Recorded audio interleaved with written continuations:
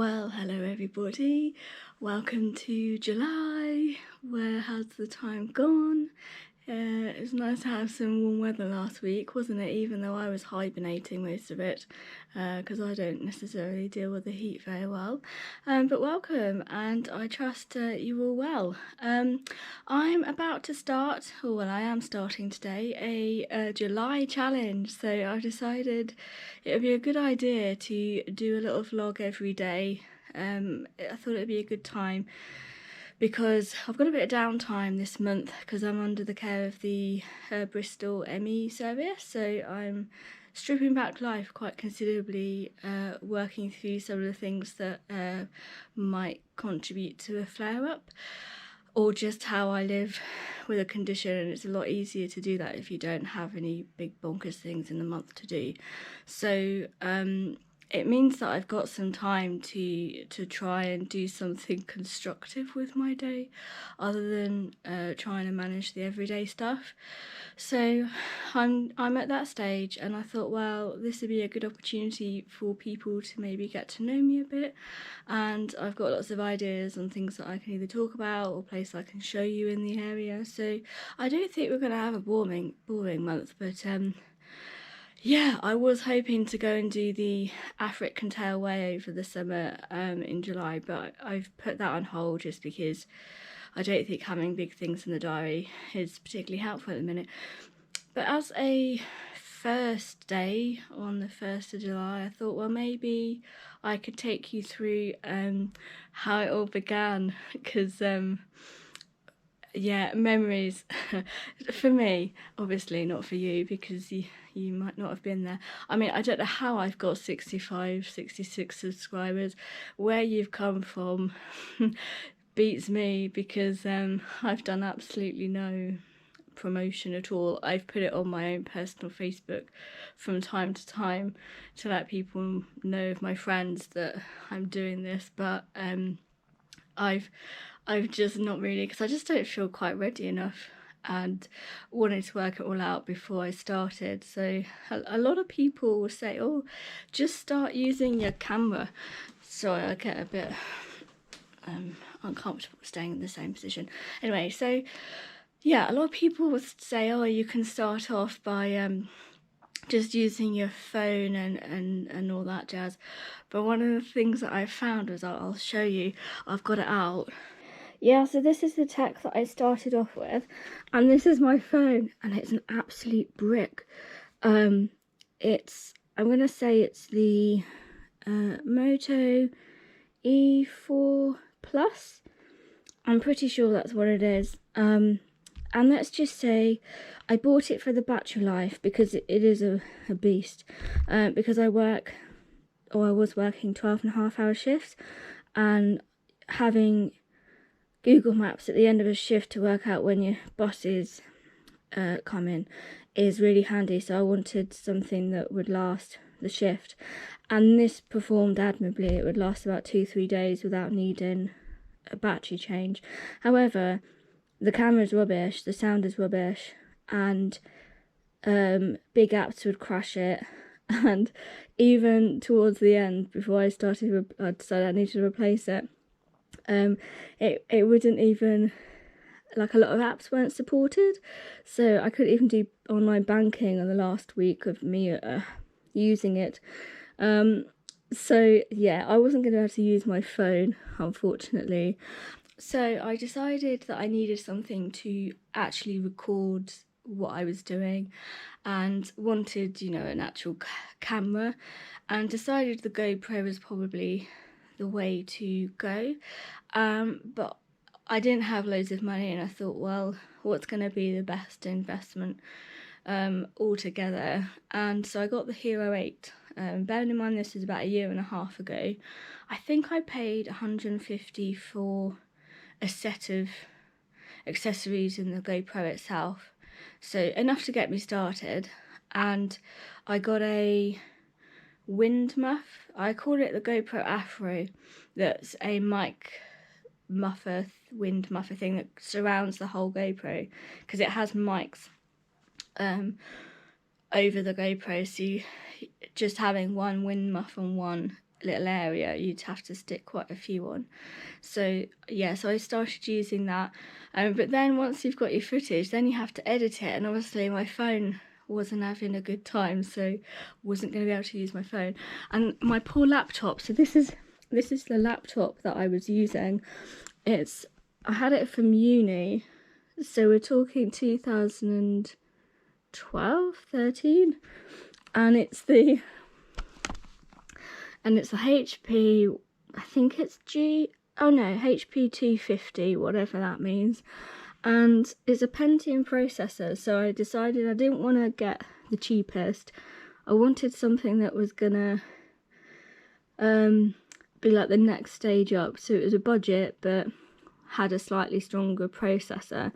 And I tell you what, this thing has lasted me well, but it did start to develop a personality. The first thing that went was the cable, so I had to buy a new cable.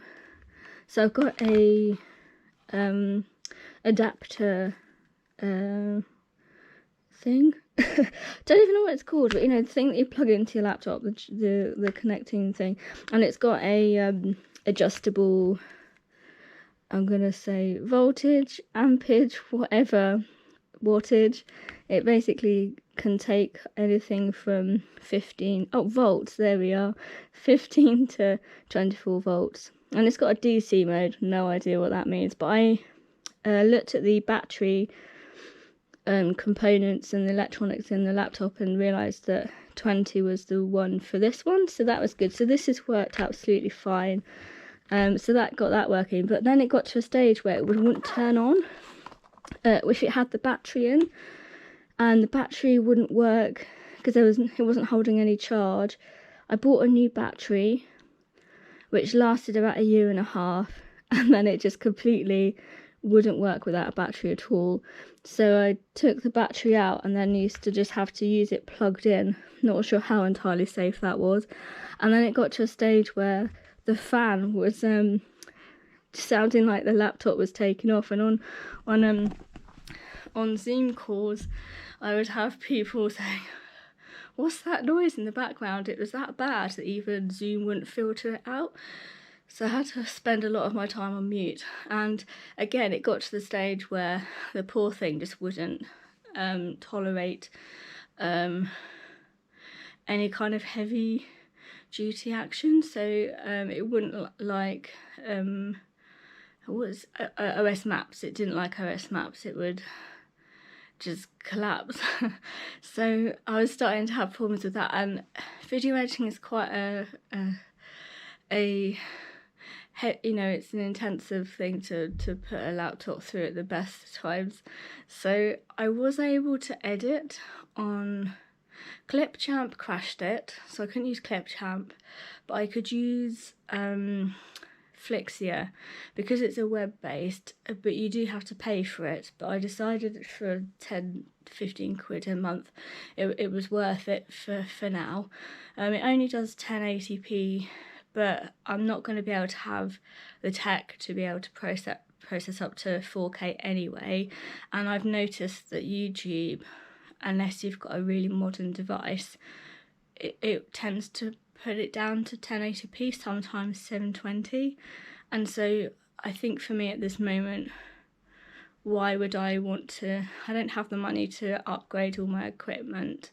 So I just thought, well, let's stick to the 1080p because I know that that's manageable for my tech. So yeah, starting out was definitely really hard because I'm not used to talking in front of a camera, never done anything like this before, and all my tech was just having a hissy fit. So it took a while to get my first videos out because I was only able to edit about 2 minutes at a time before then having to do a rough cut each time. So I would do that and then stitch it all together, which then it could cope with a bit more the video editing, and then I'd do any overlays and then I'd re-export it. So to do one short video would probably take a whole afternoon of just frustration, but I got there. But I think the frustration was starting to get to me, and a friend of mine was getting rid of some old laptops, I think passed down the family.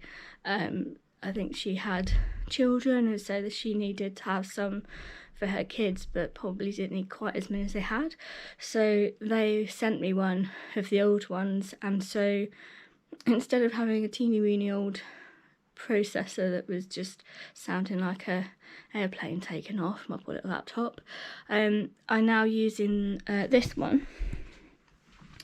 So this is the Lenovo Z50.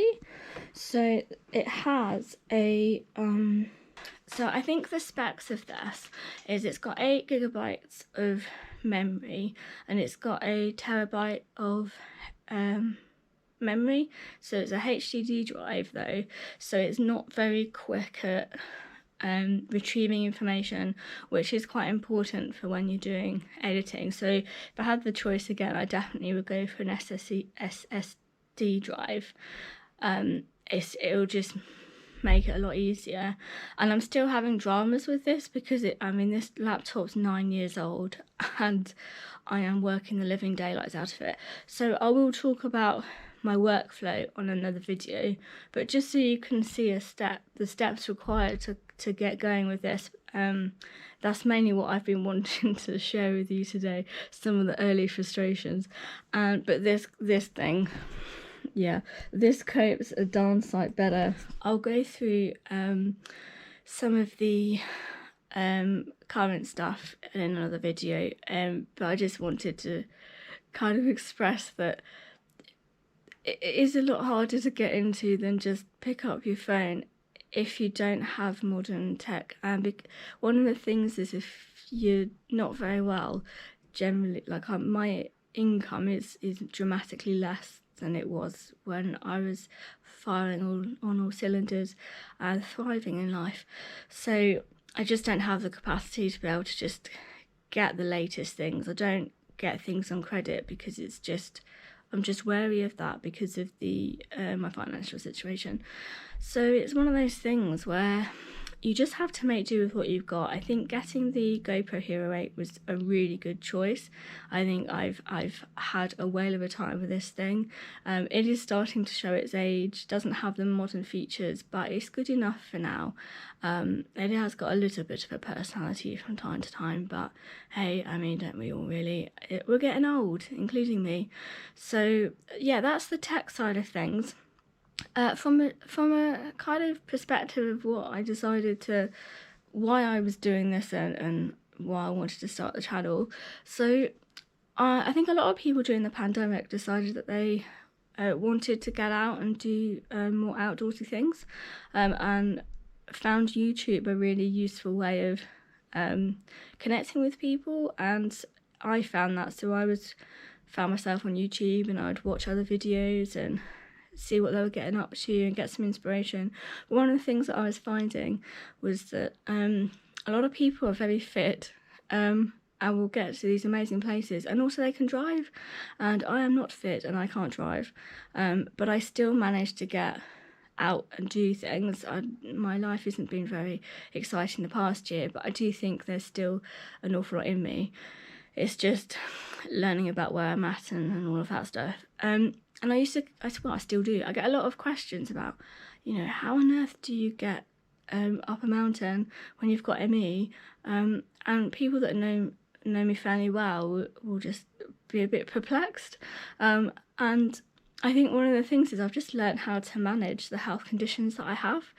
So I've got epilepsy, fibromyalgia and ME. They're the key things that have a big impact, but then those conditions have a bigger impact, as in there's things like IBS and other symptoms. Allergies go a bit bonkers.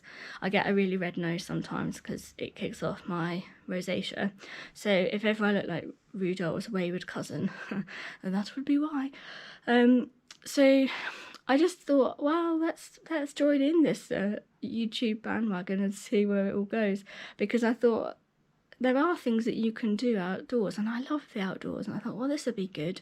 The video editing I can do when I'm having a rubbish day, and then I can get out on the days that I'm well enough to get out. And I thought, well, it'd be good for work as well, because if I'm getting out for regular walks, then it means I'm more likely to be able to do a shift, because I'm going to be keeping up my fitness, and it felt like it was something that could be quite symbiotic. Is it symbiotic?